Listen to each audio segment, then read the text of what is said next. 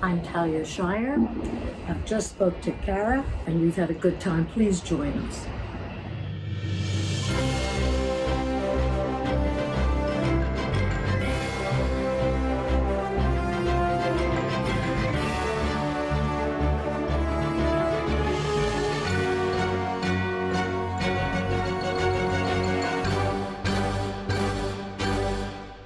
Hi friends, welcome back to Really Famous. I'm Kara and my anniversary special is continuing.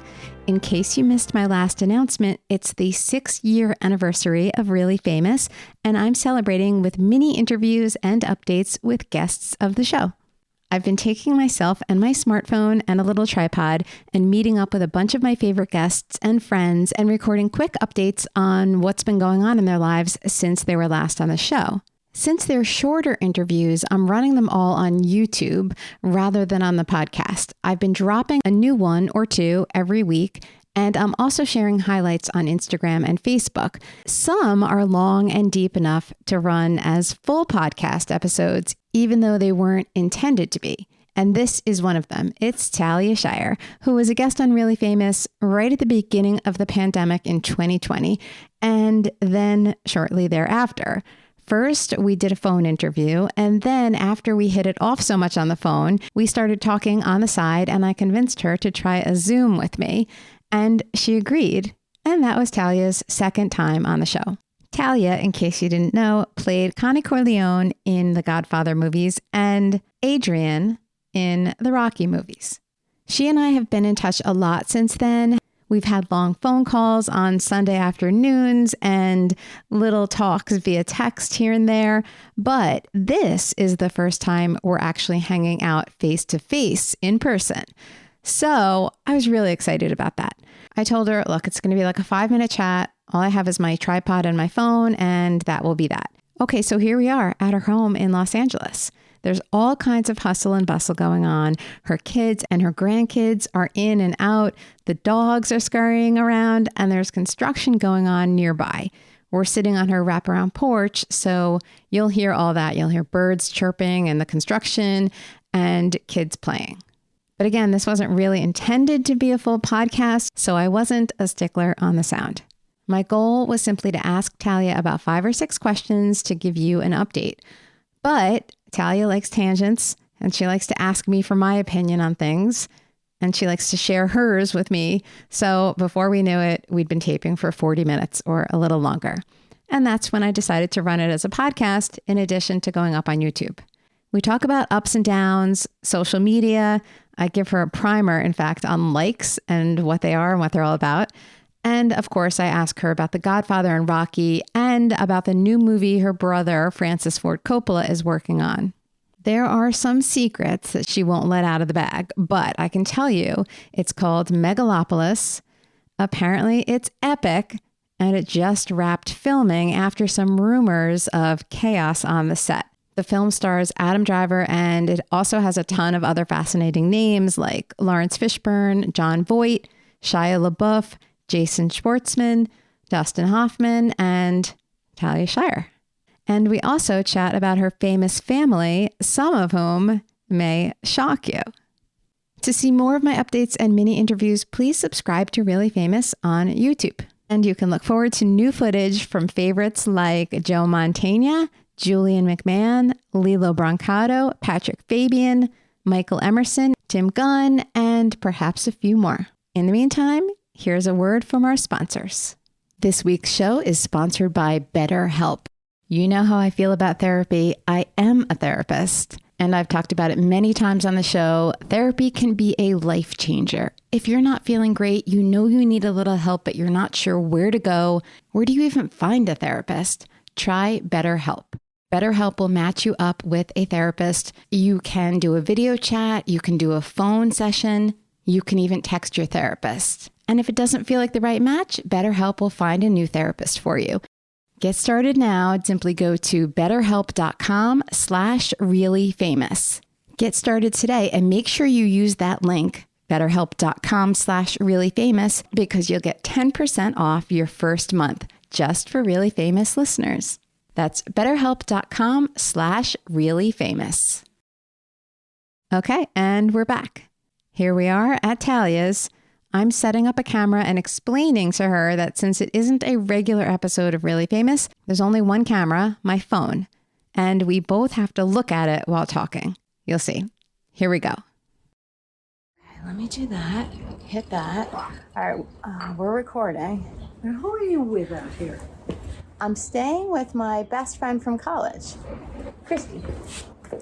That's so nice. She lives here, and every time I come out, Isn't that stay with nice? her. Yes. Okay. Oh, All right. we Don't talk to want each to other, but crunch we you. can't. We have I to know it's a little favor weird that. because we have to. No, we have to favor. I feel like I Don't want worry to about set it. this You down have to know how to slightly. favor. Do you know how to favor? I've never even heard the Just word do it. favor. Usually, one person goes behind the camera, but that requires editing. Yeah. Go, ask me a question. Okay. But I'm going to ask you looking here. But sometimes I'll go back and forth. But Look there. all right. Feel free. I'm going to tell you to Oh, look there okay, all during this interview. What is favoring, by the way? Huh? Favoring? Is that what you said? What you say favor aside. Oh. You want to pull your look. Got it. sometimes. Okay. All right, it's just a pull of a look. See, like right above that pane is a nice place. Or over by the doorknob. We'll see, but that's too far. Okay. Okay. I like it. Oh, gee. Talia Shire. I've been so excited to see you in person. In person. First, we had the phone call. What? Crazy? A long time ago. But it was a lovely interview back then. I remember. I enjoyed you. Thank you. And I enjoyed you. And you were living in your house And with just the dogs, right? back then, no, we were, that was during the pandemic, Yeah. part of it. Yes, no, I had a small little school downstairs for my grandchildren. Oh, Yeah. okay. And you And many dogs. I love dogs. Yes, you sure do, and they're adorable. Oh, boy. Okay, so what do you remember most about that talk, about the interview? Because we've had several talks. Okay. That I liked you. That, because, you have interviews. During that time, there was a Working Man. There was a movie I did called Working Man. And so that was why, the initial Yes. reason why we were coming together. But then we kind of explored other things. I was, gee, I like this lady. That was what it was. That's how I felt it. And then, I started to know a little bit of your life, that there was in your family the death of an uncle. That was big stuff. I remember that. That was summer of 2020 then. Yeah. That was our first talk. Well, that Or one of our talks. Whatever. that's the pandemic period. Where we were trying to figure out time and our families. Right. Yes. Okay, so since then, Yes. Oh, I would like to know one high point in your life and one low point between the time of then and right now. one high point. Look, the high point for me is that during that period, for me, of the pandemic, I thought people came together and there was a nice humanity. I felt that. I have grandchildren, I have children, I have to be concerned about their lives, and I felt an intimacy with my family. I mean, you have intimacy with your family, but it was especially beautiful during that period because we were all concerned. Low point, I think, It's okay, we can cut and get back in. this is my daughter-in-law Of course. over here. Wow. Great. It was nice And to meet you too. she sings. She sings too. She's a great She writes and she singer. sings. Yeah, she's gifted. That was my daughter-in-law. Yeah. So she's Just like married to Matt. Matthew. Okay. Right. Low point. I think for all of us, and I don't Yeah. want to become political, but all of us were dealing with transformational issues. I think every low point is a gift. There are struggles with them, but you have to hit rock bottom sometimes. Oh, you don't agree? Okay, refute me, but let me Yeah, finish my whole go thing ahead, first. do it. So Speak I feel like Uh-huh. when you get to a low point in something, it may take a long, long time, but you will, well, if you are the type of person, you will learn something very important. Huge. This is sort of God's design. I think we do have very low points, right? But out of that, for me, I'm speaking about my journey, Personally. right, came music and art. I use those points always. Because when you feel low, where you can't get out of bed, I had a friend who said, I can't get out of bed. I understand that, right? And you say, I can't get out of bed. And you have to give yourself permission not to get out of bed that day. And then maybe the next day you take your foot. I think life is tough. Life is supposed to be difficult, full of conflicts. It's tough to live. And I've got arthritis, so it's painful to live. It is tough to live. But if you get those little moments where you see the light or feel it in your own soul, they're exquisite and very beautiful. But I'm not going to say it's not tough to live. Right. And even if your moment is great, if you have empathy, somebody else is having a real tough time. A tough time. Everybody is going through something. Well, that's the human journey. Yes. And you embrace that, I think. Yep. But something I knew as a child, I knew this was tough to be alive. I always knew it was tough. Even as a child. Oh, even as a child. When you were sitting in your high chair, because you told me a story about being in your high chair. I was in my high chair. You said. I was sitting next to my father. God, I remember my high chair. Well, I was always hungry in my high chair. I remember my high chair. But I remember back as a child, you look at an animal, you observe, you feel your day more as a child. You are shaping language, right? But I always knew, gee, it's tough to live. And it is. Okay, so high point, low point. And it is. And how about personal high point? What do you say about that, tough to live? How do you help other people? Because I know you're a therapist. How do you say it is tough to live? Well, that's part of being able to live, is to understand that it is. If you think it's supposed to be all joy all the time, you're setting yourself up for disappointment and anger. Anger? Well, anger usually stems from fear, but if you feel like life's not fair, I'm getting the short end of the stick, this isn't right, why is this happening to me? That's the kind of thing that can certainly lead to anger. And that's if you think life is supposed to be, and part of the all good, and part of the problem is that it looks good on the outside. You look on social media, it looks like everybody's perfectly happy. Interesting. Okay. Social media. I have to just cut in here. Please. I can't work technology. Yeah. I am dyslexic. Right. That's a real thing. And I was just talking to my children, they just left here. How do you raise a child who uses social media? How do you do that? How do you raise somebody who says, I don't exist unless 20 people like me? How do you have your own sense of your own self, core self? It doesn't matter. If anybody's following you, you exist. I don't know. I don't know the answer either. Nobody does. Nobody does. So people are So here's what I would this? say. Yes, here's what. Well, I can tell you that I, as a parent, tell you what I did or do.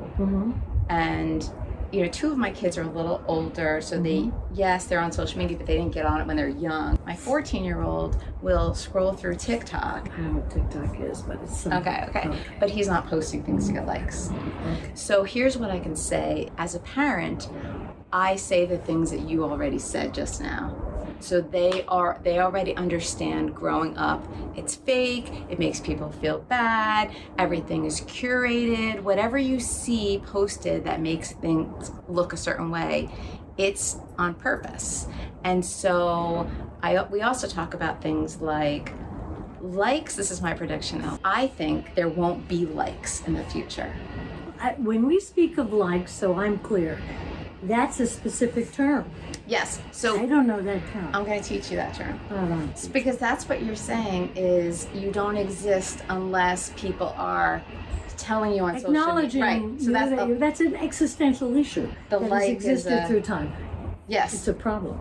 And it is through time. But right now it shows up as likes. So if you put something on social media, let's say it's a picture of you and me, people will put a little like or a heart on it if they like it. So, you're after more likes and I hearts. don't know. I don't do that. Right. So that I'm teaching. But I know that you're teaching me, which means that some part of your day you go to see if you have any likes. Oh, I have to. You have to. For work. This is going to go up. So there will be I'll put a pic. Let's pose, ready? And I'll screenshot this. Well, please like us. But if you don't, it's okay too. I don't look at this, but I like you. And I like you.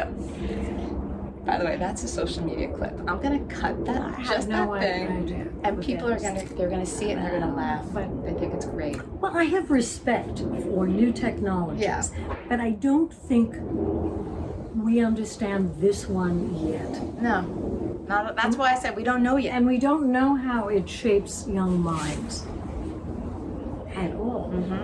But there is something about, just being on this planet, being a human being, you're always saying, who made me? How did I get here? So there are moments that's why I love theater and drama and beauty, because it's a way to speak. The Greeks spoke to all that confusion a long time ago. So I love theater for that reason. It speaks to my own journey, but done beautifully, because I really love beauty also. I don't understand social media yet, and I'm deeply concerned how it will exist in the future, because young kids have a hard time. We know, and I know that there is bullying. That word, I've heard about it. Yeah. My kids are grown, but to bully, and they do it on social media. Yeah, privately. Which is worse. It's On worse, what? really, privately on social media. If they What's bully privately on social media? You're public on your. it is public. Privately is the wrong word. It's online, meaning not in school, not where the teachers can do anything about it. That's what I mean. It's more powerful almost and worse because Just it's at a happening time online. when you're vulnerable. Yes, and that's the whole history of mankind is when you're vulnerable, there are people who will spot that and take advantage of it. Cults. I'm obsessed with cults. There are all these TV shows on cults, and I'm like, you know what a cult is? CULT. Yes. And hey, look at the spelling. See? And I'm dyslexic. I know. CULT. That's why I was giving. Well, you want to belong at a time When you're when you have no idea. And when you're leaving your family, you have to figure where you can go that will embrace your confusion. Usually it's confusion that attracts you to the cult. Fascinating. Okay, I'm getting way off topic, which is Well, fun no, for me. that is what. Okay, let's. It's get fun off for me. topic. This is why I say I could have set up my regular equipment and we No, could no, have easily no. talked about the world for hours. So okay, so I'm gonna bring us back around and say, I was gonna ask you for a personal high point and low point. You did ask me for a high point, and Not about society, about you personally, in your personal life. Lately.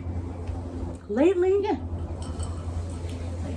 Meaning the last couple of years. Or Let's say the last 3 years. It's always related for me to some act of beauty. It just is. I could put on, and it's sometimes it's Bach, a piece of music, and I go, and it happens. Who was this guy, Bach? Oh my God, what am I hearing? That's a high point for me. And I did that just a few weeks ago. How about a low point? Low point.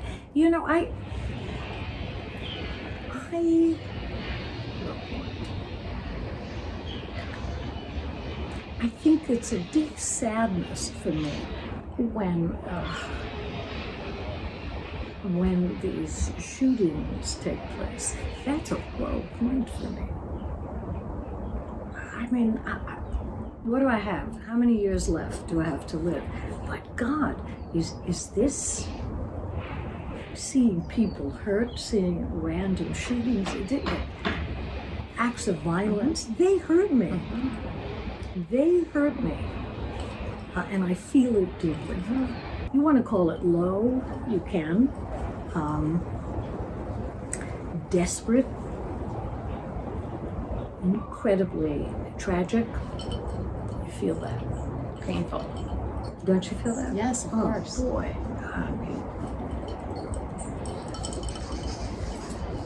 Okay. I have to figure out a segue that's not as tragic. Okay. This is going to be a weird segue, but I'm going to go right into it. Do you have a segue? Segways. The segue. I don't know. Okay. The segue is, what is this movie you've been going to Atlanta for? Well, I can't speak about it. Oh, you can't say what it is? I can't. Not at this time. So I can't say... No. Can I say... All right, here's what I'm going to say. Let's go back. I'm getting ready to do a movie that Nick Vallelonga. Remember Green Book? Yes. That is a movie I am the artist, Nick Vallelonga, incredible creative artist. He's preparing a movie, and I'm getting ready to do it. Yay! I'm so excited. People want to see you on the screen. We want to see you on the screen always. Well, regularly. I do other things too. Acting is something I can do. I don't think I'm great, but it's something I could do. It's the way dramatic literature is spectacular for me. It's always been. Oh God, who wrote Oedipus? Talk about a tough life, but it's always focused me. But I always wanted to do more. With Jack Schwartzman, my late husband, we had a production company. We did Never Say Never Again, the last Bond movie with Sean Connery, and several other movies. And that was an exciting time for me to work with other writers, find a project, option a book, right? That was the direction I was exploring. When will your new movie come out? Like a year or two? 20 years. Okay, now. 20 years from Look now. forward, could be a whole. What's it called? No. The movie with Nick, I think will come back. And you know, it's with John Travolta.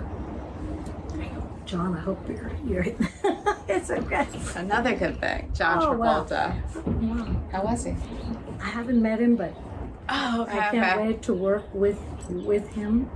But also, I have my own projects. Yeah. And you know, I write poetry, so my hope is it's very tough. You know, I'm rewriting all my poetry. And so you look at a word, you look at a rhythm, you weigh the word. You say, oh my, you speak the words, you see the words, you say, God, that's the wrong word. And you have to keep working. It's tough. And I love it. You know, I love writing poetry. Right now, that's my focus. Okay. What can I tell Rocky fans who adore you? I can tell you that recently people have reached out to me because they found our interview years later and are thrilled to have seen you and me talking about so much. So what can I tell them? Can I talk about Rocky for a second? Of course. That first movie was a joy. You know, it's tough to audition. I have a problem auditioning. I go to an audition, I'm so afraid I fall asleep. That's the truth. I go, that audition, I remember, and there was something magical about it. And I got the job. That rarely happens, right? You go, I think I did that right. And boy, I have to say, I felt the creative collaboration and partnership with John Avildsen and Sylvester Stallone. It was wonderful. And it's important for me to say this. Rocky on the page was beautiful. It was poetry. This was a brilliantly written script by Sylvester Stallone. He wrote Adrian. He wrote this wonderful, shy girl who's dismissed, but because she is loved, becomes a great partner, equal partner. He wrote that. I just have to say that. God, talk about how the gods came and gave you a job. That was something special. Special, yeah. Okay, so how are you doing now? They're going to want to know, how is Talia now? Writing poems, loving my children, adoring my grandchildren, which are endlessly here, and teaching from time to time, because I love to teach, love it. That reminded me also, because remember we talked about when I was going to get back to live interview shows on stage with an audience. You wanted that. Yeah. Yeah. And I think it's about time to do it. I couldn't do that. I always felt like I was shy. And then this show has broken me out of my shell. It's like, I don't know what happened, but I think I was always like meant to do this, what I do, and I feel like more of myself, and I feel so connected. I did one show, no, I did a few, but the first show I did was with, you know him, Michael Imperioli. We talked about him, right? Yeah. Oh, God. Yeah. Yes. So we did this live show. It was his idea, by the way. He's the one who said, you should do this in front of an audience. So I said, okay, do it with me. So we did one, January 2020. And right before, I was so nervous. And I'm not a nervous person by nature. That's just creative energy. Oh, I was like, why did I do this? Why did I do this? And then this is leading up to it. And then even when I arrived that day, I was a nervous wreck. I'm rehearsing my little intro. And then as soon as Michael arrived, I was fine. Because I realized it's just me and Michael having a talk, which is my favorite thing to do. And then I just totally relaxed. Yes, but for many people. Yeah, so it's for many people, not yeah. just it's a big talk. Yeah. Right. It's a creative talk. We have to do one, you and me. You know, Would when you do I say it with I'm me? shy, I'm always You a said little you would before. hesitant. But that was before. I'm always reluctant to do. Somebody's here. These are dogs. No, I'm always reluctant to do certain things, but I will happily explore this with you. Okay, That's it. we'll talk more about that maybe this summer. Yes, When I will want to talk. Right, okay. So so how about, now we talked about Rocky. Of course we can't say nothing about The Godfather, even though we talked about it in depth. Godfather, please, masterwork. Yeah. Master. I mean, I'm not gonna argue with that statement. You have, and Francis Coppola, people don't realize, is my brother. And I think he is the world's greatest living director. He's poetic, he's extraordinary, he's intense, he's a great creative soul. And think of the things he has made and the many people, by the way, he's discovered. He discovered George Lucas. He loves to nurture talent. Other people's talent. That's very exciting to him. He's a teacher. Also, The Outsiders. Oh. Love. Oh. I watched it again. I hadn't seen it in years. My son. How old were you when you saw that the first time? Must have been a kid. Yeah, I was either middle school or early high school, I would think. Yeah, I bet maybe early high school. But my son was reading The Outsiders in school and then watched the movie. And I remember saying, "Oh, I just love, whatever." And then we were flying home this summer from vacation, and there was The Outsiders, and I watched it on the plane. plane, and it's very hard for me to enjoy a movie on the plane, but I was crying, and I was like, oh, The Outsiders was so And all that good. young talent. Yeah. All that young talent. All that young talent Yeah. in that movie. Yes. So that was a big success also. Totally different from the Godfather films and all the others, Apocalypse Now, whatever Well, else. he wanted to tell a story of Yeah. young Yeah. people. I mean, Still holds up. look, it will hold All of up his for movies 2000. hold up, don't Well, they? he's a master artist. So pretend we're just sitting here and we hear Francis Coppola might have another piece that he's working on. I would rush to see it. I have heard that news, in fact.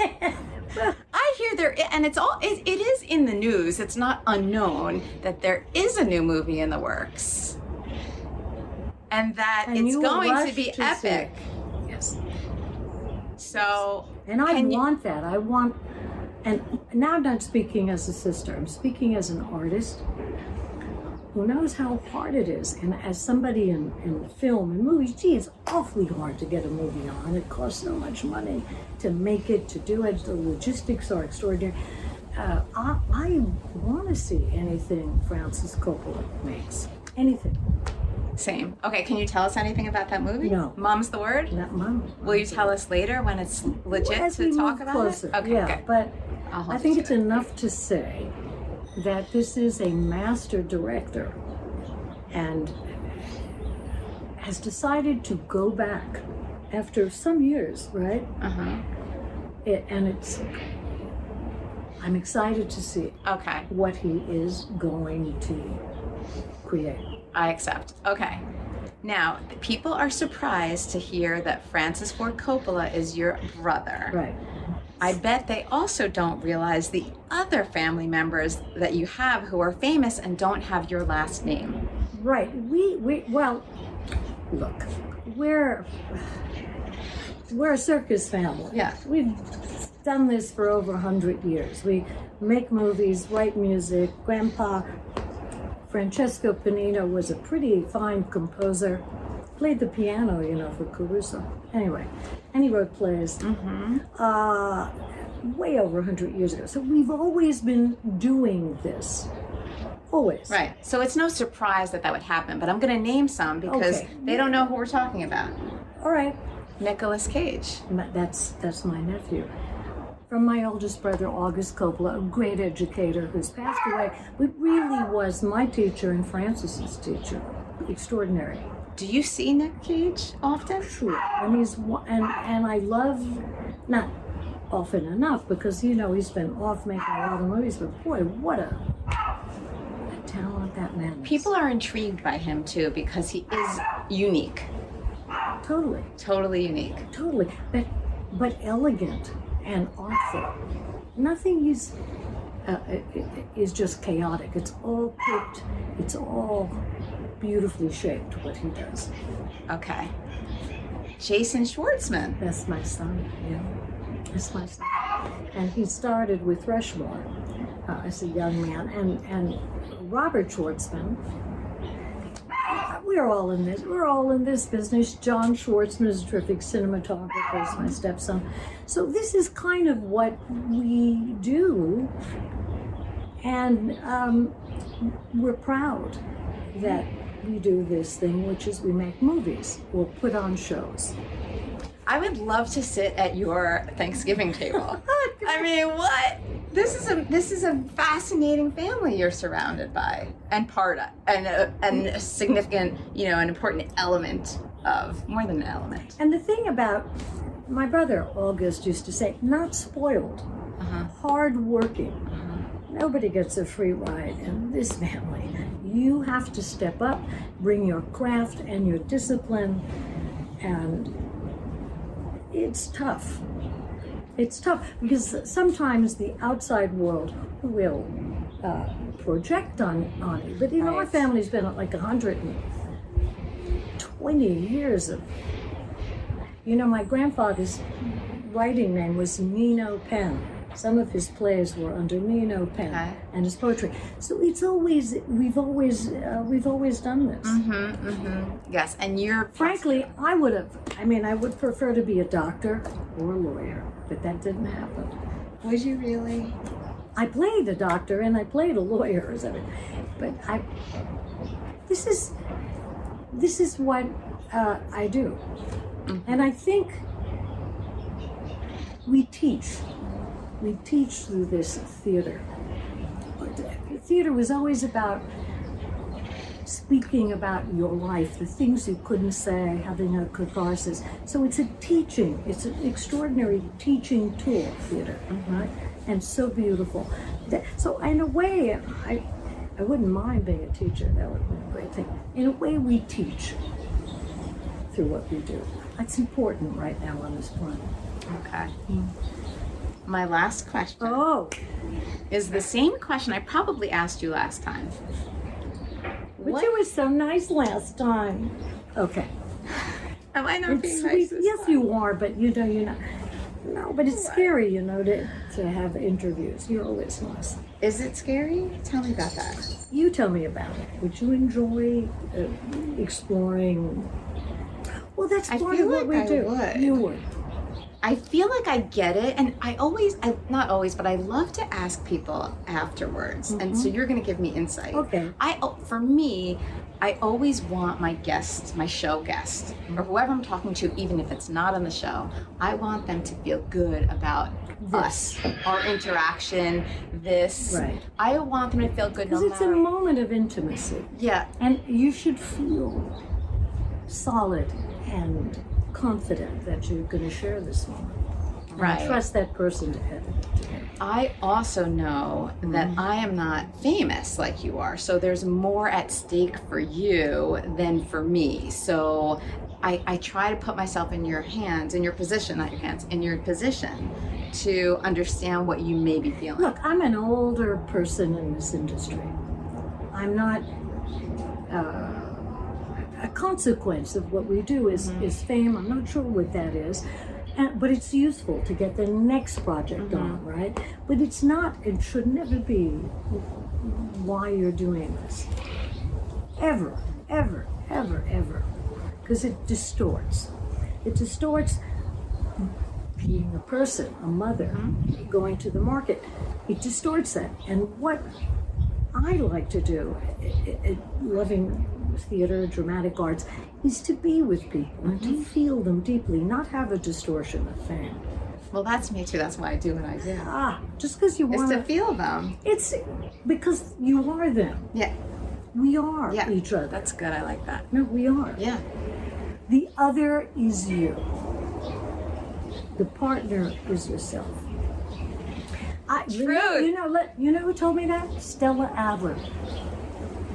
Great teacher of drama, great actress. She was Marlon Brando's teacher, and I have great reverence for her. But I called her up one night because we were close. I said, Stella, how the seed is so hard? And she said, remember, the partner is yourself. I understood. And that's for acting. And for me as a therapist, that is the advice I like to give because it says it all. You're gonna be there for you and with you for your entire life. No matter ups, downs, highs, lows, all of it, you're gonna always be with yourself. So be there for yourself. Yes. Okay. I have a side question that you just brought up. When you go to the market, do you get recognized? Do people know it's you? No. Okay. But why do you say? I'm a character actor.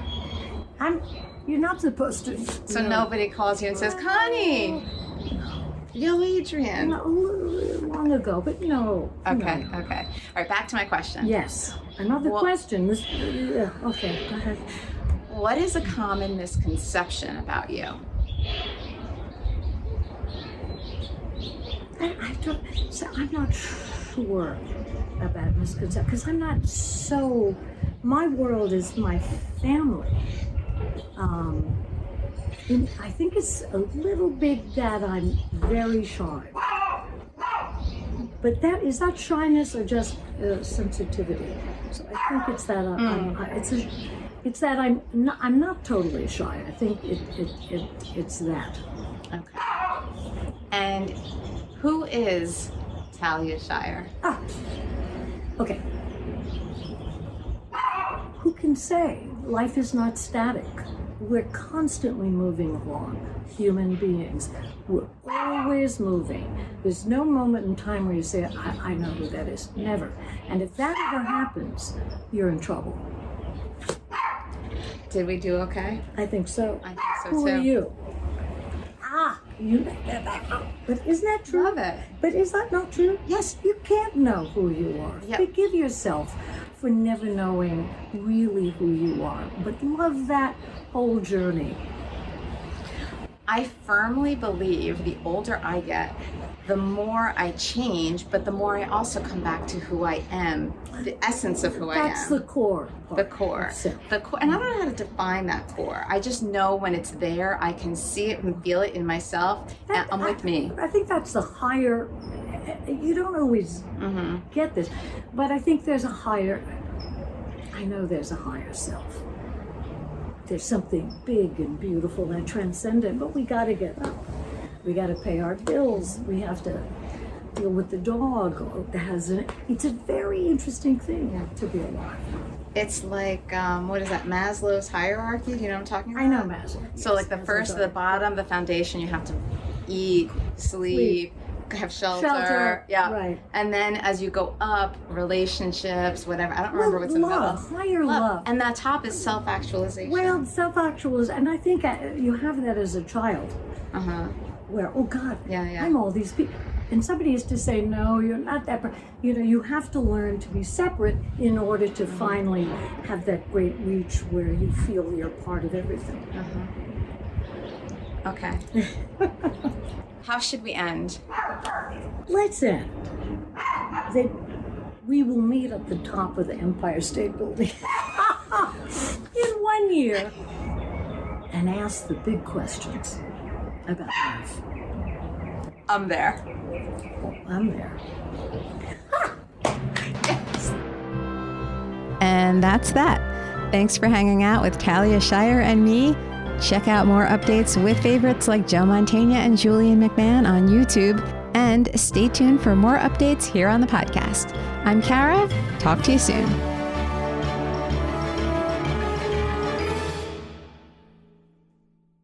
I had a great therapist, by the way. He was great. Oh my God, I didn't press record.